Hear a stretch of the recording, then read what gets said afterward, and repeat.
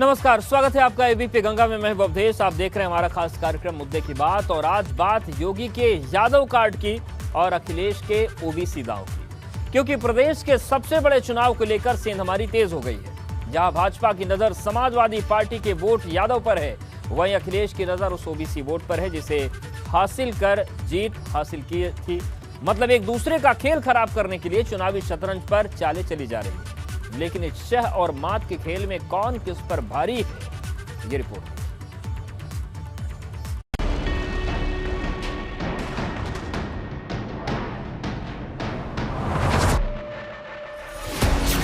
अखिलेश के vote bank में योगी की सेंधमारी। यादव वोट पर भाजपा की नजर, क्या मुश्किल होगी साइकिल की डगर? भाजपा करेगी यादवों का सम्मेलन, क्या यादवों का मिलेगा मन? देश के सबसे बड़े सूबे में सबसे बड़े चुनाव को लेकर राजनीतिक दलों ने शहमात का खेल शुरू कर दिया है। भारतीय जनता पार्टी अपने सबसे बड़े प्रतिद्वंदी सपा का खेल खराब करने के लिए शुक्रवार को यादव सम्मेलन करने जा रही है। ये सम्मेलन इंदिरा गांधी प्रतिष्ठान में होगा। जानकारी के मुताबिक इस सम्मेलन में मुख्यमंत्री योगी के भी शामिल होने की चर्चा है।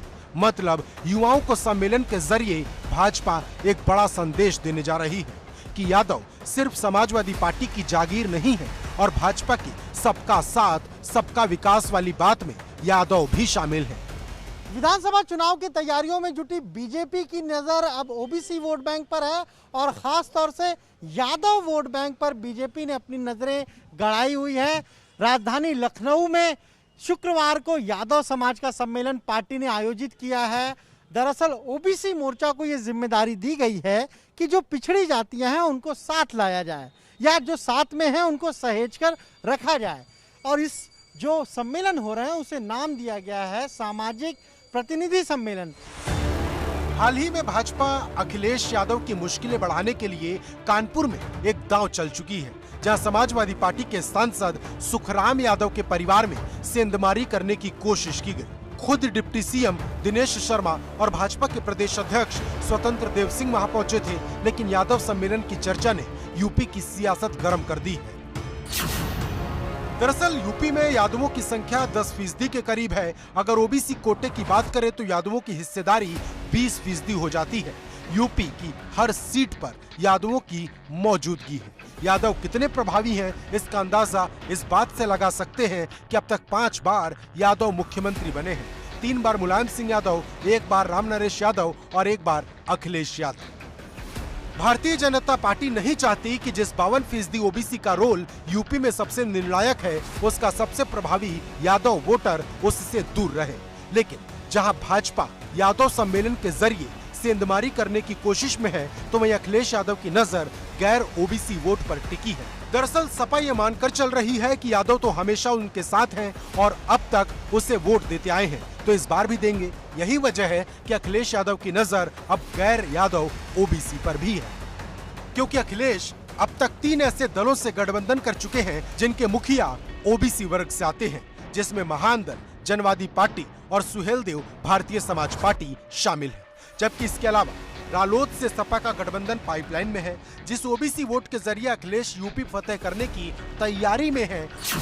उस ओबीसी वोट का यूपी की जिन 146 सीटों पर सबसे ज्यादा प्रभाव है, वहां हर सीट पर मुस्लिम वोट भी करीब 8 से 9% के आसपास है। मतलब जिसे ओबीसी और मुस्लिम वोट मिल गया उसकी जीत पक्की। लेकिन ये होगा तभी जब ओबीसी वोट एकजुट होगा। यही वजह है कि सपा हो या भाजपा, सबकी निगाहें ओबीसी वोट पर टिकी हैं।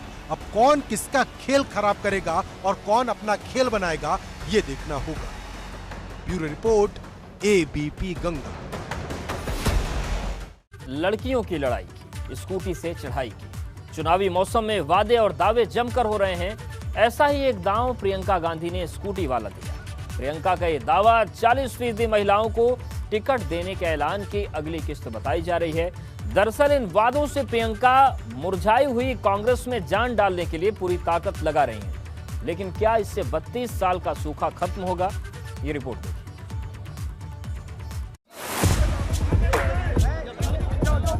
दीदी के बच्चे मैं लड़की हूँ, लड़ सकती हूँ। प्रियंका गांधी का स्कूटी वाला दांव। फोन नहीं है, मैं अपनी घोषणा पत्र में डाल देती हूँ, लड़कियों को फोन मिलना चाहिए।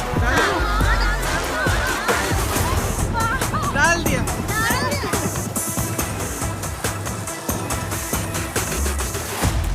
क्या वोट का माइलेज बढ़ा पाएंगी प्रियंका?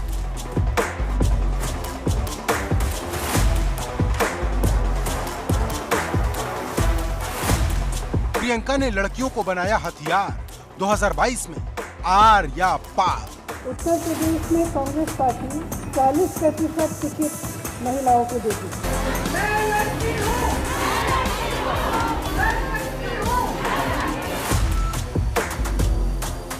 40% महिलाओं को टिकट देने वाले ऐलान के बाद अब प्रियंका गांधी की नजर महिलाओं के वोट पर है।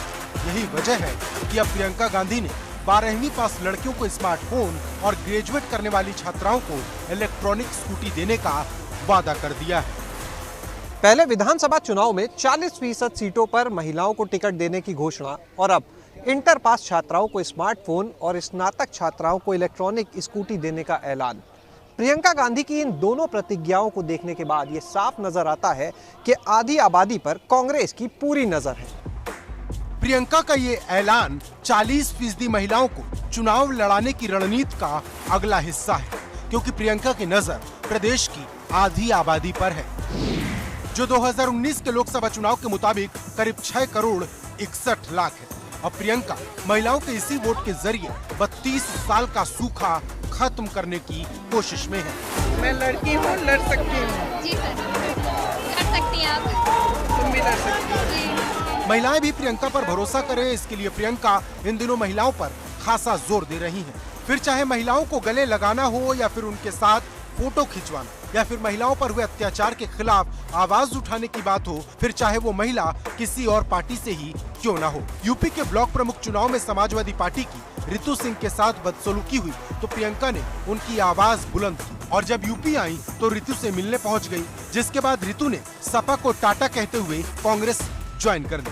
हो सकता है कि कांग्रेस जिन 40% महिलाओं को उम्मीदवार बनाए उसमें एक चेहरा रितु सिंह का भी हो। यूपी चुनाव से पहले कांग्रेस बड़े स्तर पर महिलाओं को पार्टी में शामिल करा रही है, जिसमें एक नाम अब पूनम पंडित का भी जुड़ गया है, जो कांग्रेस में शामिल हो गई हैं।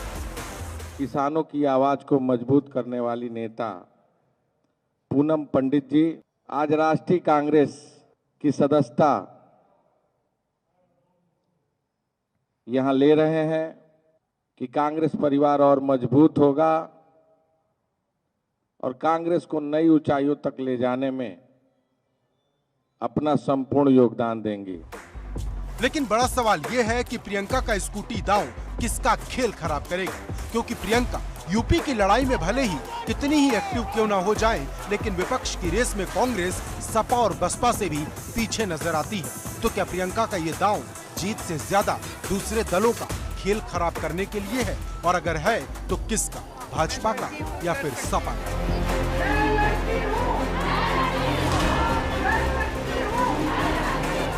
Bureau report, ABP Ganga. मैं लड़की हूँ, लड़ सकती हूँ। बोलो। नोएडा अथॉरिटी के किले की जो किसानों की हुंकार को देखकर हिल रहा है, क्योंकि अपनी 5 मांगों को लेकर पिछले 1.5 महीने से आंदोलन कर रहे किसानों का गुस्सा गुरुवार को जब फूटा तो नोएडा अथॉरिटी के हाथ पांव फूल गए।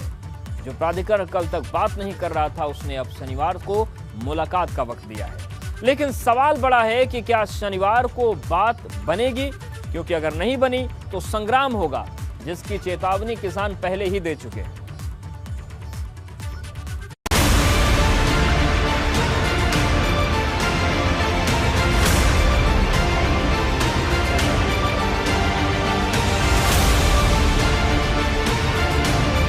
नोएडा प्राधिकरण के बाहर किसानों का प्रदर्शन। 5 सूत्रीय मांग को लेकर सड़क पर उतरे किसान। जहां एक तरफ पिछले 11 महीने से किसान 3 कृषि कानूनों को लेकर सड़क पर हैं, तो वहीं दूसरी तरफ किसानों का एक धड़ा 5 सूत्रीय मांगों को लेकर पिछले 1.5 महीने से नोएडा प्राधिकरण के बाहर धरना दे रहा है। लेकिन जब नोएडा प्राधिकरण ने कोई सुनवाई नहीं की तो गुरुवार को किसानों के सब्र का बांध टूट पड़ा।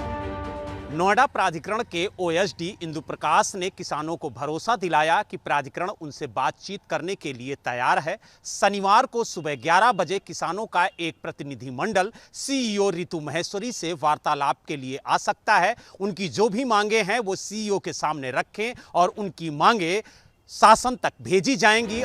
दरअसल धरना दे रहे इन किसानों की 5 मांगे हैं। पहली मांग है सभी किसानों को सामान्य रूप से 10% का विकसित प्लॉट दिया जाए। दूसरी मांग है सभी किसानों को 64% का बढ़ा हुआ मुआवजा दिया जाए। तीसरी मांग है आबादी का निस्तारण कर जिन किसानों के पास जो आबादी कब्जे में है वो उन्हें अलॉट की जाए। चौथी मांग है जो गांव में नक्शा नीति लागू की गई है वो नक्शा नीति तत्काल समाप्त की जाए।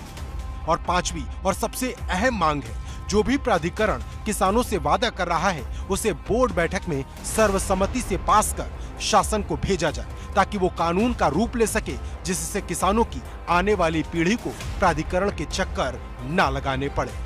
किसानों का कहना है कि उनकी 5 सूत्रीय मांग है। पहली मांग है कि सभी किसानों को सामान्य रूप से 10% का विकसित प्लाट दिया जाए। दूसरी उनकी मांग है कि बढ़ा हुआ 64% का मुआवजा सामान्य रूप से किसानों में वितरित किया जाए। और उनकी जो तीसरी मांग है वो ये है कि आबादी का निस्तारण हो और जो आबादी किसानों के कब्जे में है वो उन्हें अलॉट की जाए। और उनकी चौथी मांग है कि गाँव में जो नक्शा नीति प्राधिकरण ने लागू की है उसे समाप्त किया जाए। और पांचवी उनकी अहम मांग है कि जो भी बातें प्राधिकरण किसानों की मान रहा है उसे बोर्ड बैठक में पास कर शासन को भेजा जाए।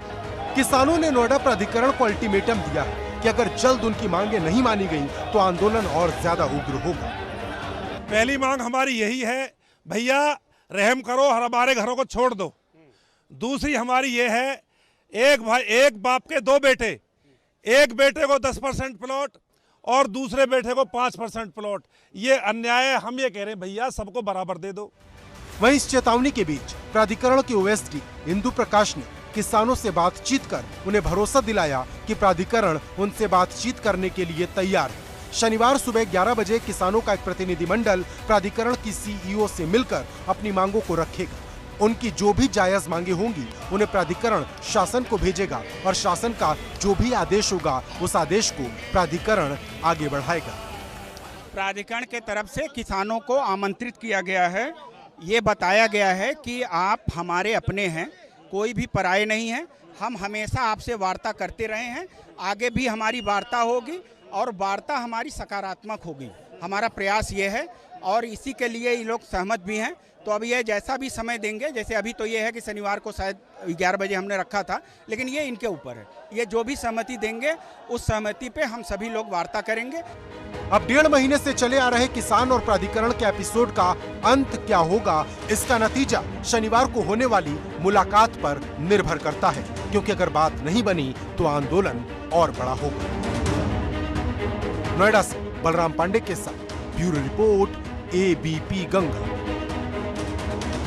13 अखाड़ों के घमासान की जिसके अध्यक्ष को लेकर संत संग्राम शुरू हो गया है, क्योंकि देश के 13 अखाड़ों का अध्यक्ष कौन होगा, इस सवाल के बीच जिस तरह से अखाड़े में अध्यक्ष पद को लेकर दो फाड़ हुआ है उससे बवाल मच गया। क्योंकि जिन 7 अखाड़ों ने महंत रविंद्रपुरी महाराज को अध्यक्ष चुना, उनको बाकी के 6 अखाड़ों ने चुनौती दे दी है। अब सबकी निगाहें 25 अक्टूबर को प्रयागराज में होने वाली बैठक पर टिकी हैं, जहां बहुमत की सबसे बड़ी अग्नि परीक्षा है।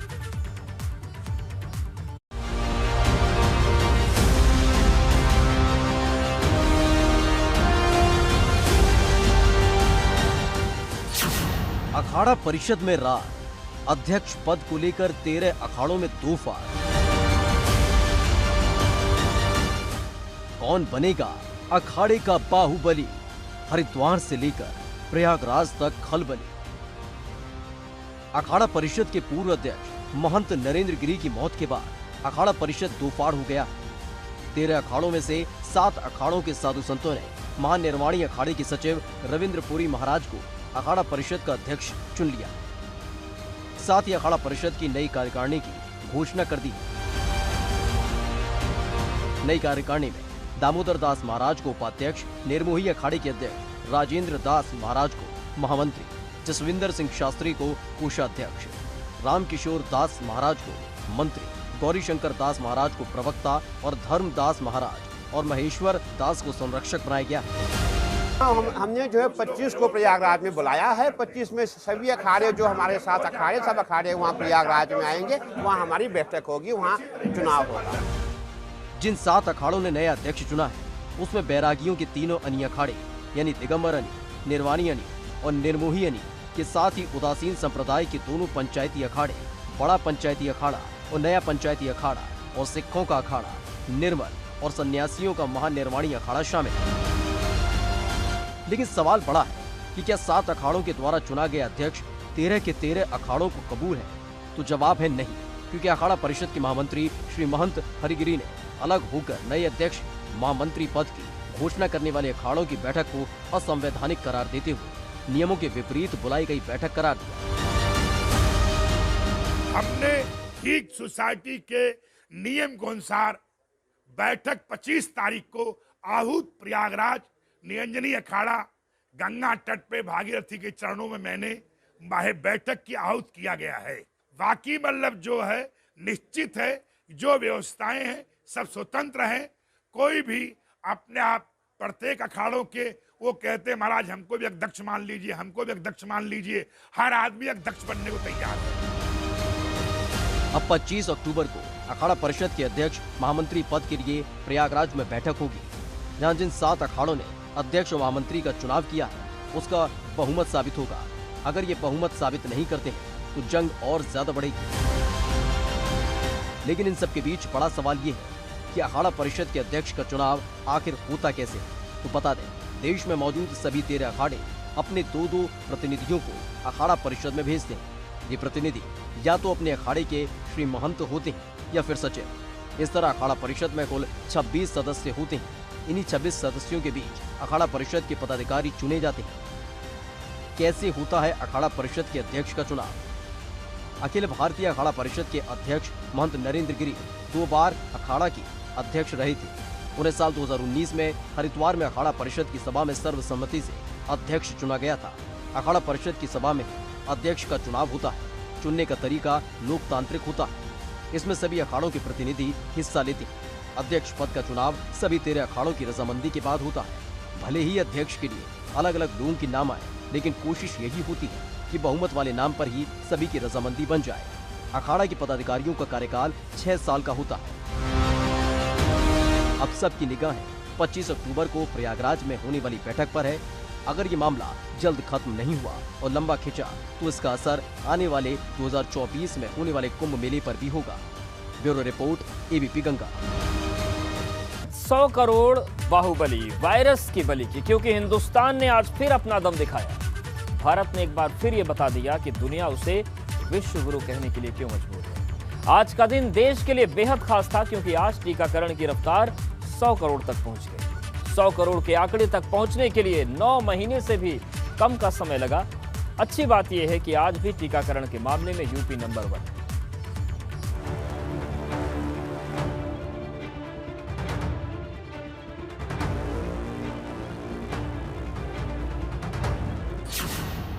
कोरोना वैक्सीनेशन में भारत ने रच दिया इतिहास। कोरोना के खिलाफ सबसे बड़ी टीका क्रांति। देश में कोरोना के खिलाफ 100 करोड़ बाहुबली। अब ये वैक्सीन जो है बाहु पर लगती है, और जब वैक्सीन बाहु पर लगती है तो आप बाहुबली बन जाते हैं। और कोरोना के खिलाफ लड़ने के लिए बाहुबली बनने का एक ही उपाय है कि आपके बाहु पर वैक्सीन लगवा दीजिए। कोरोना से जंग लड़ रहे हिंदुस्तान ने मजबूती का एक नया अध्याय लिख दिया है। ये अध्याय है वैक्सीनेशन का, जिसका आंकड़ा आज 100 करोड़ के पार हो गया। बड़ी बात यह है कि 100 करोड़ वैक्सीनेशन करने में देश को 9 महीने से भी कम का समय लगा।